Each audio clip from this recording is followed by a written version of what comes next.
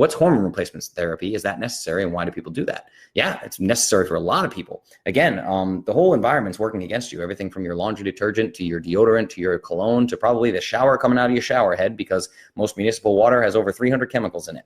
All right. That's why I have a whole house filter. I have a ridiculously expensive refrigerator with its own charcoal filter built into it and blah, blah, blah, blah, blah.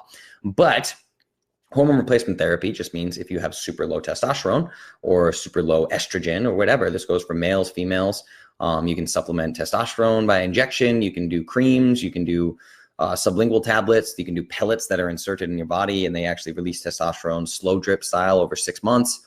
HCG is another one that people do.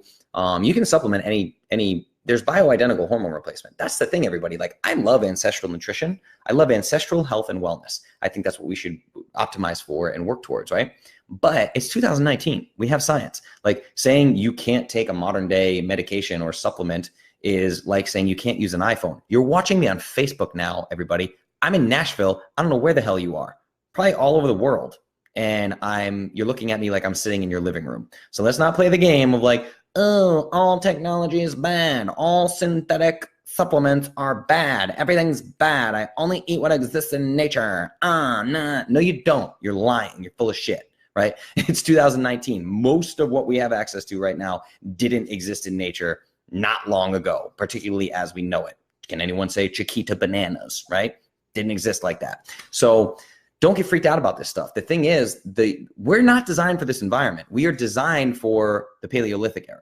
As humans, we're not designed for phones. I'm not designed for this microphone. I'm not designed for the air conditioning pumping through my house. I'm not designed for the paint on the walls. Probably has shit in it that's bad for me, right? So of course, our hormones are getting messed with every day. It's like the book Estrogeneration. If you have not read Estrogeneration and you've been in Clovis for any period of time, I don't know what the fuck you're doing. You need to read the book Estrogeneration. Need to read the book Estrogeneration immediately, everybody. Okay, read Estrogeneration. It's very important. But anyway, yeah, hormones are hugely important. So what'll happen is, particularly past age 40, I mean, testosterone's just in the toilet for guys. The average testosterone level over 40, I think, is like in the 200s, right? And ideally, you don't want just like good testosterone for a 40-year-old guy. You want the testosterone level of a 25-year-old guy when you're 40. When you're 60, you want the testosterone of a 25-year-old guy. If you're 60 and you're not on bioidentical testosterone replacement therapy, I don't know what the hell you're doing. You're not optimizing your life.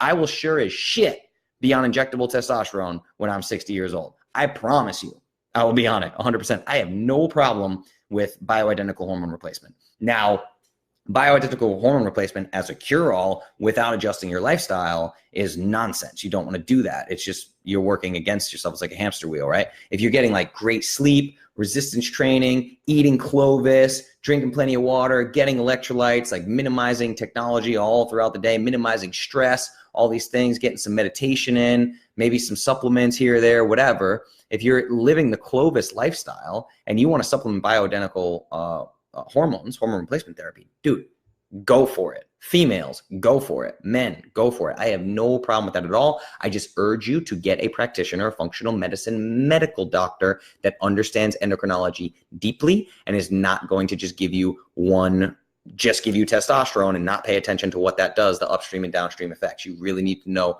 the whole picture. You need someone who's going to look at the whole puzzle, not just one piece of the puzzle. Yeah, it's the same for women. Absolutely. You need to get a hormone panel done, and you need to see if you need hormone replacement therapy, particularly if you're at a certain age. If you're over 40 and you've been obese for decades, get a hormone panel done and supplement some hormones to help you lose the body fat. Hormones run the show, right? Absolutely. The only reason why I don't tell young guys to supplement the shit out of testosterone is because if you do it for too long, you literally will become infertile because the body will stop producing its own testosterone. This is where things like HCG come into play, right? So if you're supplementing testosterone, you're doing injections of testosterone every other day, and you're a young guy, it would probably take 10 years of doing that for you to actually be infertile, but it might only take 2 years of doing that before you can't produce your own testosterone anymore. And now you're going to be on testosterone for the rest of your life, or you're just going to have really low testosterone and feel like crap. So there are consequences. There's no good, bad, right or wrong. There are just consequences for every action. Okay. So that's super important. If you don't cycle on and off of hormone replacement therapy, your body's just going to want to stop producing testosterone. And if you never cycle off, you're probably going to become infertile. But again, if you're 48 years old and you got 4 kids and you're tired of paying for college and you don't want kids anymore, or you had a vasectomy, right? Then you don't need to worry. Just supplement testosterone and feel amazing all the time. It's super cheap.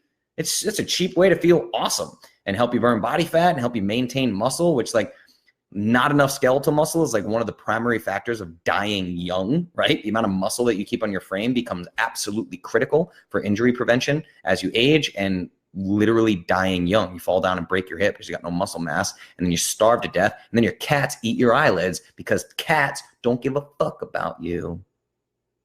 All right, moving on. What do we got here? These hormone pellets have been very successful for me in my old age. Yeah, that's awesome, right? Fantastic. I know a few guys that are doing the hormone pellets. I've never done a hormone pellet. I've totally injected testosterone before. Yeah, done deal. Hormone pellets, I don't know. I've never messed with that. So worth exploring, right?